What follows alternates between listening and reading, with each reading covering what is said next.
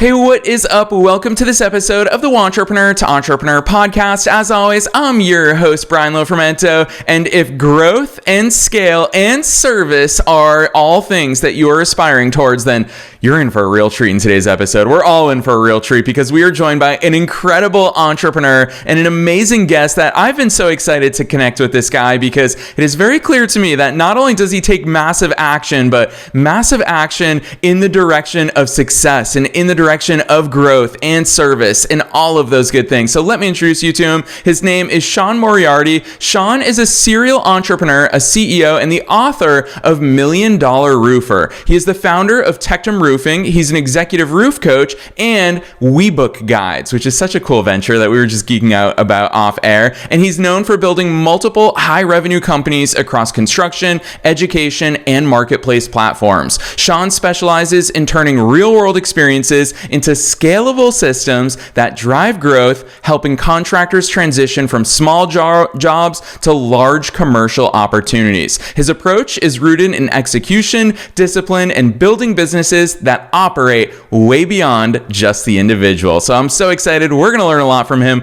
Let's dive straight into my interview with Sean Moriarty.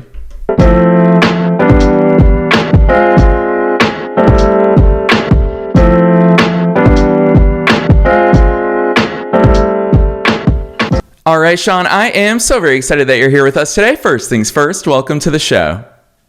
Absolutely. Thank you very much for having me.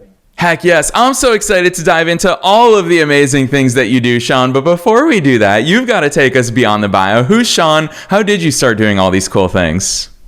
Oh, I love it. I am by nature, I am a commercial roofing contractor. I grew up from a very hard life beforehand, being in a program in Mexico that was called Casa by the Sea. Really took what I learned from there to change my life and move into the next step.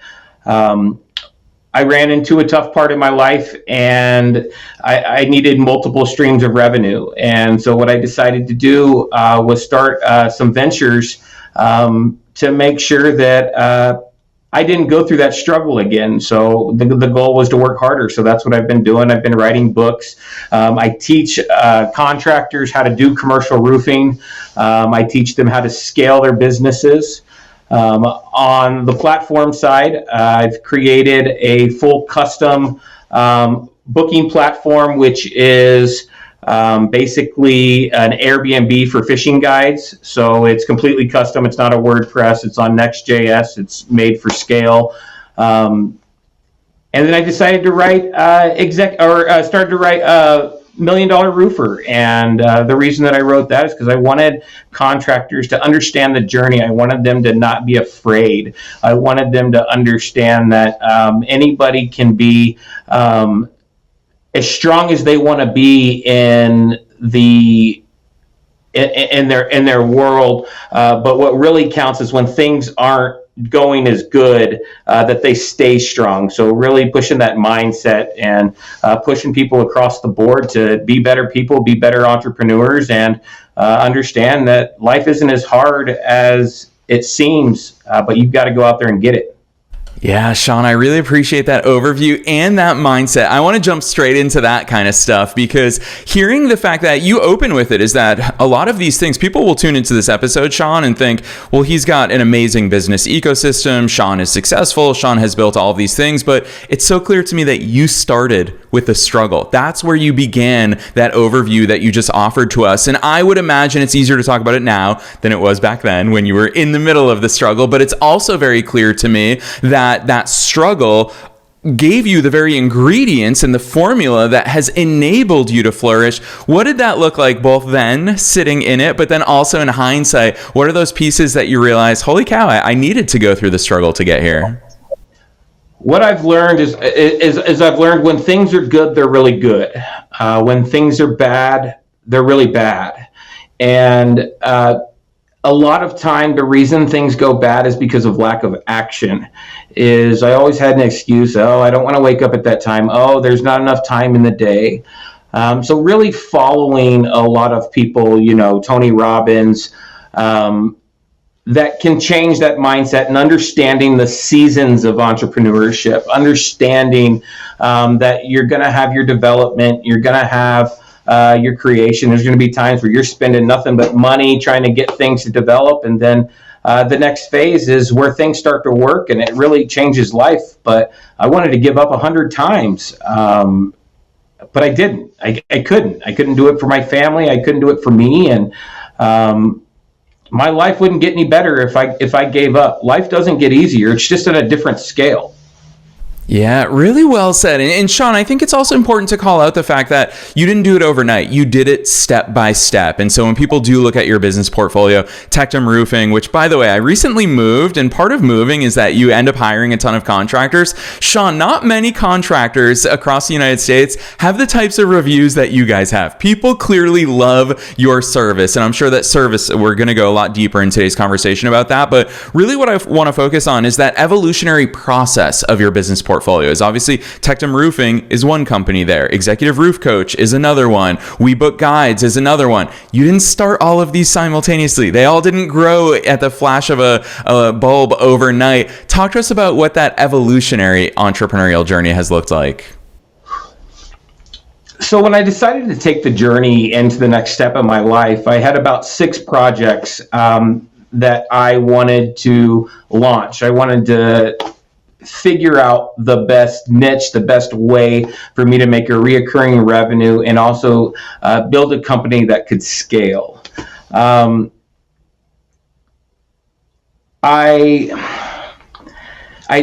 dwindled that down to 3. So I basically tested the 6 systems. I basically tested the 6 companies.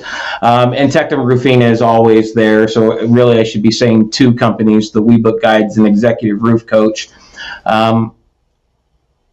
I fell in love with it. I enjoy fishing. I love fishing. I was solving a problem. So one of the big things of me starting those companies was, what problem am I solving for people?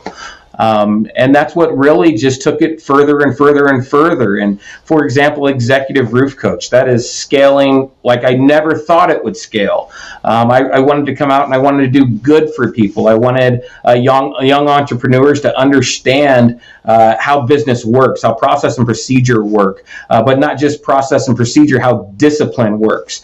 So really what I've learned, the biggest thing that I've learned during this whole journey is discipline, is making sure that I understand that I can't give up. There's just, you're not a failure until you quit. But Shawn, there's something in there that you have a deep understanding for that I'm not sure everybody has fully grasped or appreciated just yet. And that is, you called it out right there, and I don't want to gloss over it, is you have to treat it like a business. And that's something that recently moving, I saw how many contractors don't treat it like a business. And, you know, I had someone come give me a quote for a lanai, which feels like such a Florida thing to say. And he didn't represent his company. He was just, you know, a dude who came over to my house and gave me a quote for this. And Shawn, I remember when I was in my early 20s, there was a weird term in my head, and I always put it in air quotes, as I was like, what would a real business act like? And it took me a long time to understand that a real business is someone who acts like a real business. And so until I believed as a solopreneur back then that I was a real business, I wouldn't start acting like one. Talk to us about that transition, because I'm sure you see it in a lot of contractors' mindsets that they merely view themselves as a contractor and not a business. So I think that that's exactly what, puts the difference between wantrepreneur and entrepreneur. It's what stops people from being entrepreneurs is the systems, is understanding that, all right, I have a business and I've got this person in place for this, I've got this person in place for this, or I've got this scope, and I scale it from there. That we scale gradually. We don't come in and we hire, 30 people. We test everything as we go. So I think that people lack putting their heart into things a lot of the times when things get tough. And that is what stops people from excelling forward. And you're not just running any experiments, you're running experiments out of service. You've got to talk to us about that service component of all of your businesses, because it seems to me like such a clear thread across them. Yeah, service. It's about data. Everything you have to follow your metrics. Your opinion doesn't matter in your own head. Everybody else's opinion matters. And how we discover that is we discover that through the data tracking. We discover that through the goods and the bads. And we create systems around that to scale to the best that we can.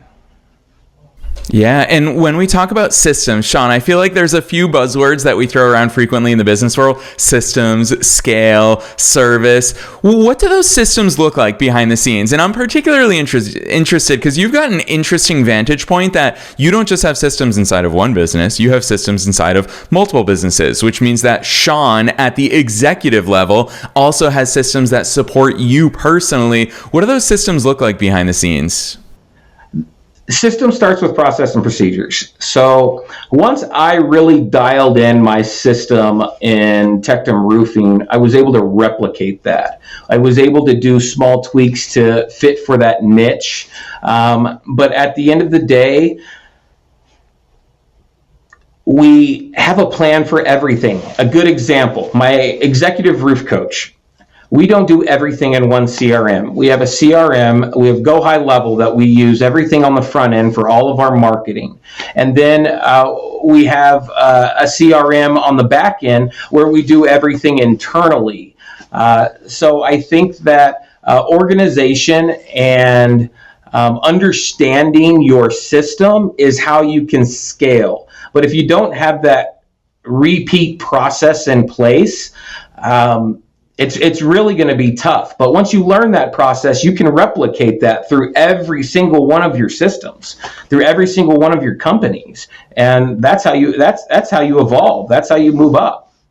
Shawn, hold on. I feel like you're exposing some big secrets here on the air together, because that's what I've always told people about my own business portfolio is people don't realize that in hosting a podcast, I learned so much about systems that I apply to my service-based business, which is an agency model that I apply to other content-based businesses. And if you run a podcast that has 1,400 plus episodes and a new episode every single day, you're forced to systematize. And those learnings apply universally, which I'd love to hear your voice on, because another thing that I really appreciate about your portfolio is the fact that it's completely different business models. It's not just different industries, it's different business models. You talk about having a roofing agency, which obviously is a service-based model. You talk about executive roof coach, which has that educational component. WeBookGuides, which I want to talk to you more about because that is a big project for you to tackle, Shawn, that you're doing so wonderfully. But across those three different business models, for people who think, oh, it's so different, none of these things could apply, what's the reality behind the scenes for you? I think the reality is the skeleton's the same. I think that there's different points that you tweak slightly inside each system to make it fit for that company. But at the end of the day, I use the same system in my commercial roofing company as I do executive roof coach, and then do the same thing with WeBookGuides. It's finding a process that you can replicate that stays as close to one system as possible. Then every time I work on that system, not only am I helping Tectum Roofing, I'm helping Executive Roof Coach, and I'm helping WeBookGuides. So, Shawn, I've got to get your perspective on this thing, because some people would listen to guys like you and I having this conversation, and they would say, don't stretch yourself too thin. Don't do multiple different businesses. There's a lot of entrepreneurial preachers, is what I'll call them. Some of those guru types out there that will say, just do one thing, just focus on one thing and do it really well. I can't help myself. One, because I'm super passionate. Two, because I have a ton of energy and drive. And three, just because I love learning things that I can apply across the board. What's your retort to people who say you shouldn't have multiple businesses? I don't listen to it. I don't listen to it one bit. I follow opportunity. I think opportunity is the part that people miss. I think I tried to follow, hey, I'm just going to do a roofing company, but it wasn't enough for me. So there was, being the entrepreneur that I am, I knew that I could scale multiple things at a time. I was also up for the challenge. All these people do say, hey, stick to one business, stick to one niche, and keep that there. Well, what could happen if I could do this across multiple businesses? I'm a superhero now. And I think that that's a big part of it. Just the three companies that you see, I'm writing 3 books. I'm constantly working on systems. We're constantly working on AI and how to build everything in. I work with developers. I work with designers. And at the end of the day, there is no limit. Dig your toes 10 feet in and go. If you don't want to do it, it will fall off. You push it aside. But if you don't test it out, you don't want to be that guy that said, man, I really should have done that one day.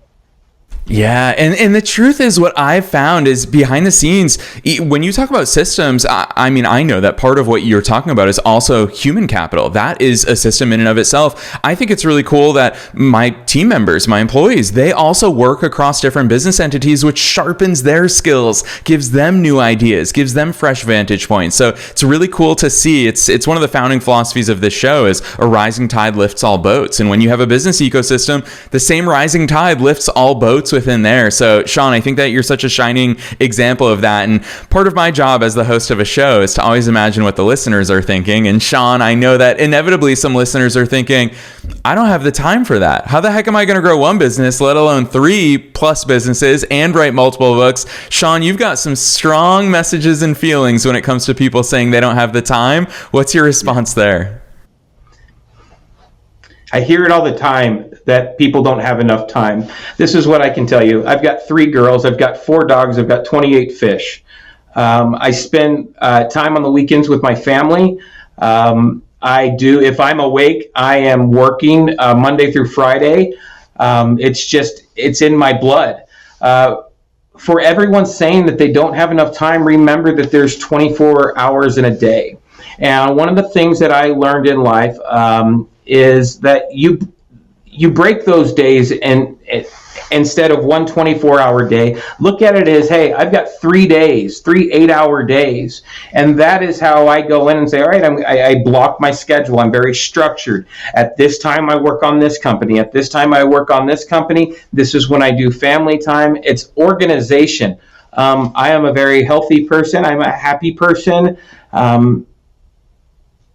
And I work my ass off. And the reason I get so much production is because of my system and my process, that I'm not working on just fluff. I'm not working on just things to keep me busy. I'm working on things that matter. The faster you can weed out the things that are, hey, I'm going to work on this, but it doesn't really take you to the next step. That is when you start getting burnt out. When you work on and focus on things that actually scale your system and work on your system, this gets really fun. I've got to ask you then, Shawn, how do we identify those things that really matter? I think that we identify them through your gut. I think that when you feel like you're doing something multiple times, that you don't find a way to put a system in so that you don't have to repeat that process all the time. So when I find myself answering the same questions, doing the same things, having the same issues in the company, having the same issues with customers, that's what we focus on, and that's what we turn into a system. Because at the end of the day, a system is an ecosystem, and it's a bunch of systems all put together for different parts of your business.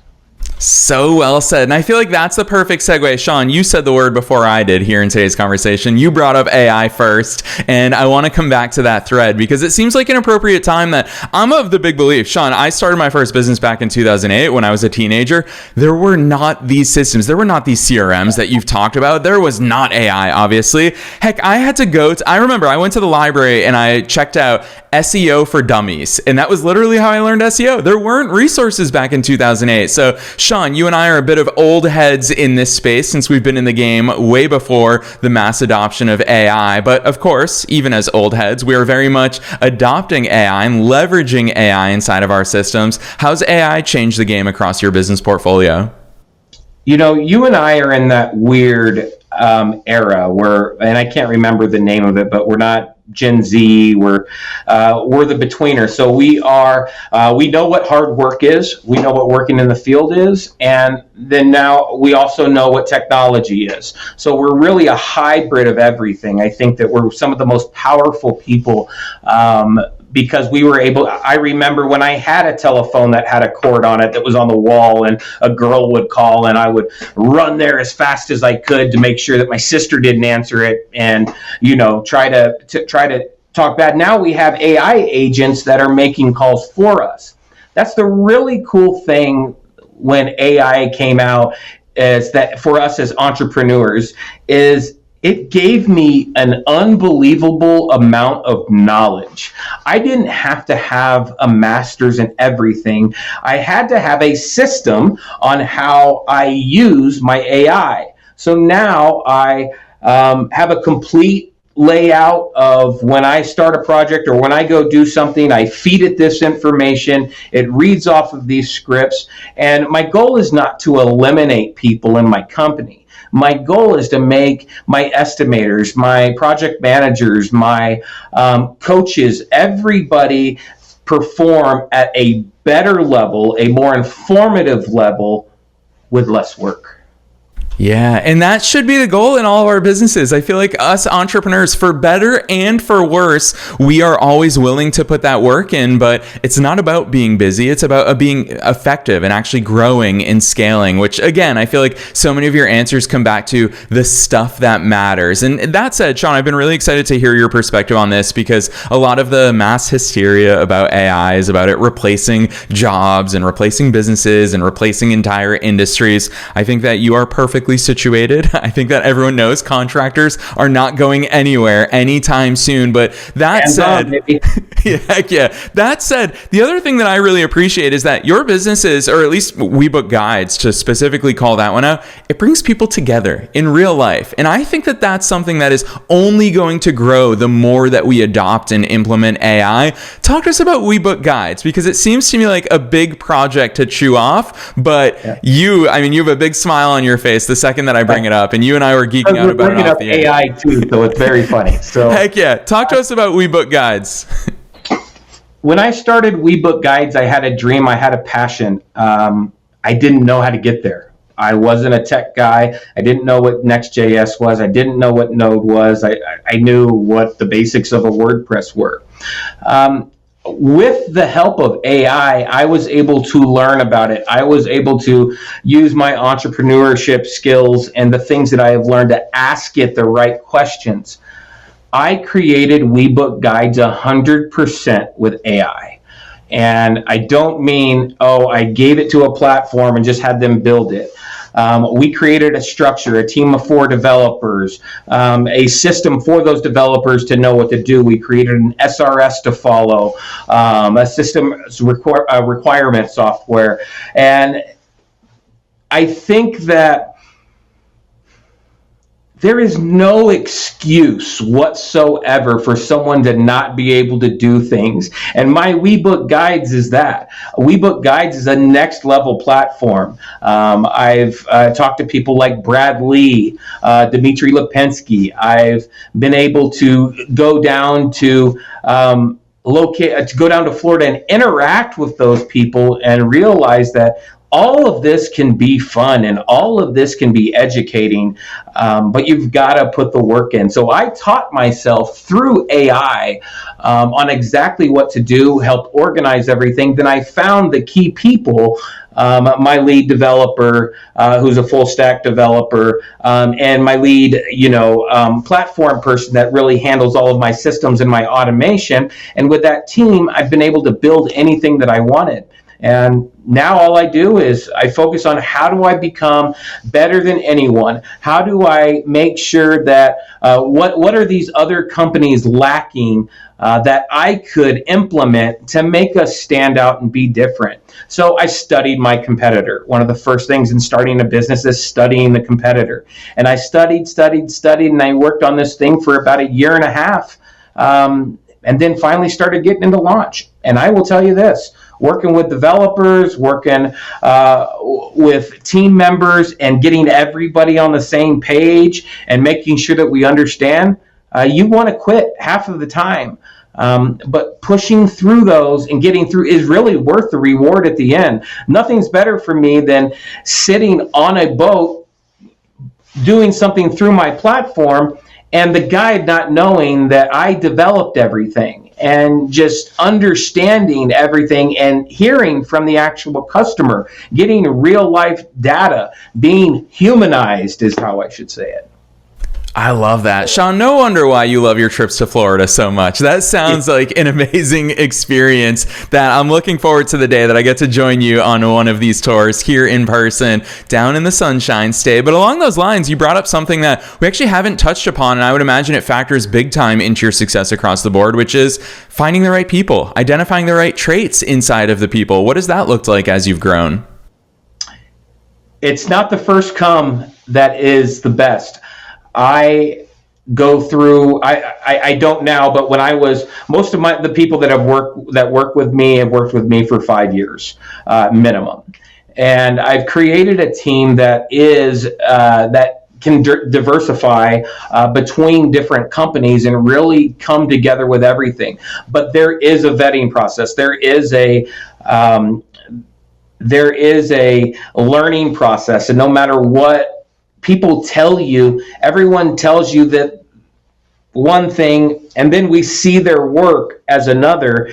And hire slow, fire quick is the best advice that I can give to people. But you want people that are loyal, that care, that want to learn, that want to grow, that aren't out there just chasing a paycheck. And unfortunately, part of entrepreneurship is we have to be the one to vet those. We have to be the ones to make those big decisions. And we don't always make the best decision. And sometimes we make a decision that we are just blown away by.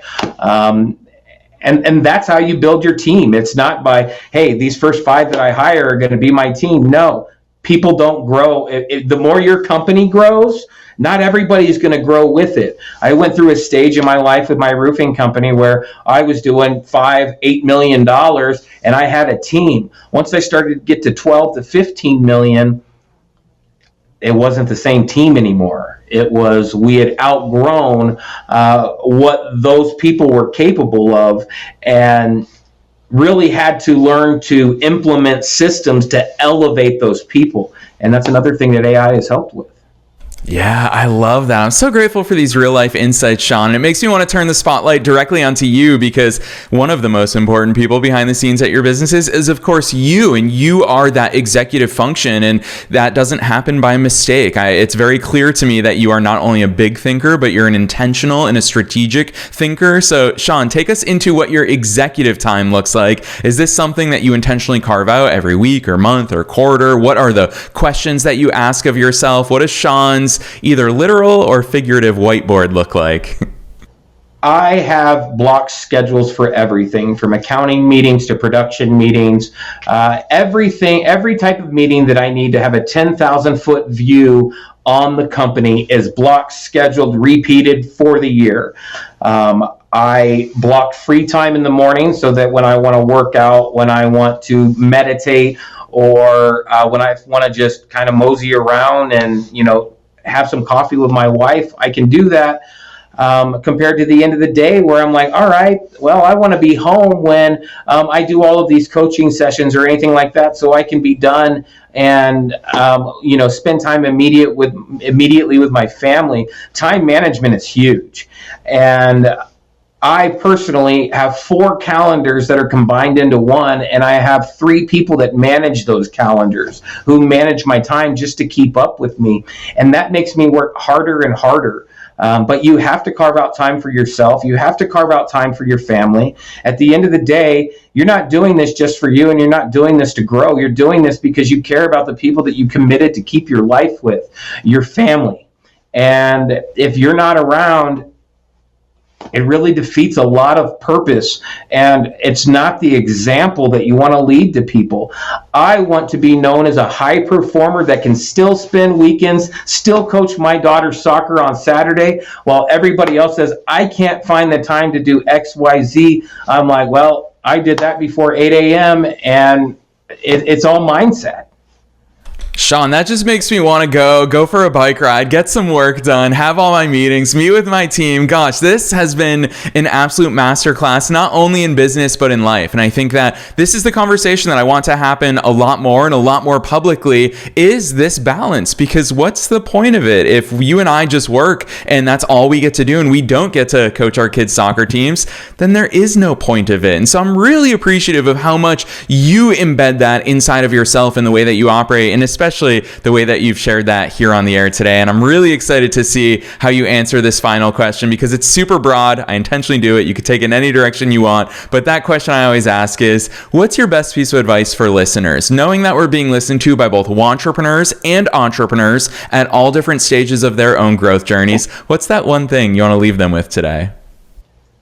I think that the biggest thing that people need to understand is things don't work out perfect the first time. That you need to start your motion, and the goal is not to design something that works 100% at the beginning. The goal is to design something that you can start to tweak and make work. If you sit there and keep everything in your head, it's not going to scale. It's not going to move forward. And the chances of you quitting that are probably 80%. So dive face first. Put your toes in the sand. Get going. Feel the pain. Find out where those pain points are. Determine if you're fit to be an entrepreneur. Determine if you are fit to be able to handle the chaos and the pain and the reward. You know, a lot of people, they get a little bit of success and they go out and they buy a Ferrari. Then they regret that they spent all that money. That's all life lessons. We call it new money. So it's understanding that there is phases to life. It's understanding that there's seasons. And once you understand the seasons in life, really, like Tony Robbins said, is everything is a lot more clear. The goal is not to have something 100% ready. It's to have something that you can build and grow and make bigger and make bigger and make bigger and fix any problem that you have. So anybody that is getting into the entrepreneurship space, dive in, do it. What's the worst thing you're going to have? Are you going to get trampled over and you're going to quit? Or are you going to learn from that? Everything that you do, you learn from, whether it's good or bad. That takes me into the entrepreneur side. You're going to have pain, you're going to have struggle, and you've got to learn to be the face of every single thing that you do. And even if you're struggling, you are still pushing 100%. I could have $5,000 or $5 million in the bank. I still show up with my passion every single day and find a way to make my life work, to make things work, because I'm not selfish. This isn't about me and just me anymore. This is about all of the families that I handle across the 50 employees across the board. We're changing lives. And if you want to change lives, don't give up on yourself. Push through the hard times. Push through the financial struggles. Be smart when you do have success. Don't go out and blow it. Make sure that you are finding ways to reinvest everything and capitalize. Less risk, more reward.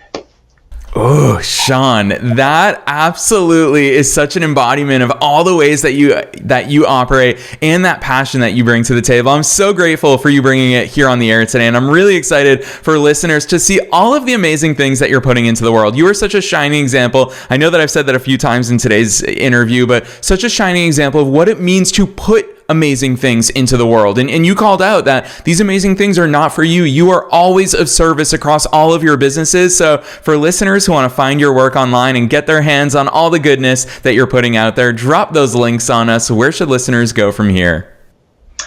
Check me out on Instagram at I am Sean Moriarty. You can find us on WeBookGuides.com and ExecutiveRoofCoach.com, but follow us on social media. I post 3 to 5 times a day. I've got videographers that are in my life nonstop. I'm very easy to find, and I'm very interested in what people hear. I'm not hard to get a hold of. I answer, just like Mark Cuban once told me. He said, answer your phone, answer everybody. I am here because I want to change people's lives. Yes, I'm going to personally attest to that, Shawn, is that listeners, when you email back and forth with Shawn, his cell phone number is right there in his email signature. So this is somebody who's not hiding, who's super accessible and super easy to get a hold of. And listeners, you already know, to make Shawn even more accessible, we're dropping all of those links down below in the show notes, no matter where it is that you're tuning into today's episode. So no reason, no excuse for you to not go find Shawn across all of his platforms. Go check out all that goodness. Otherwise, Shawn, on behalf of myself and all the listeners worldwide, thanks so much for coming on the show today. Thanks for having me, and happy entrepreneurship.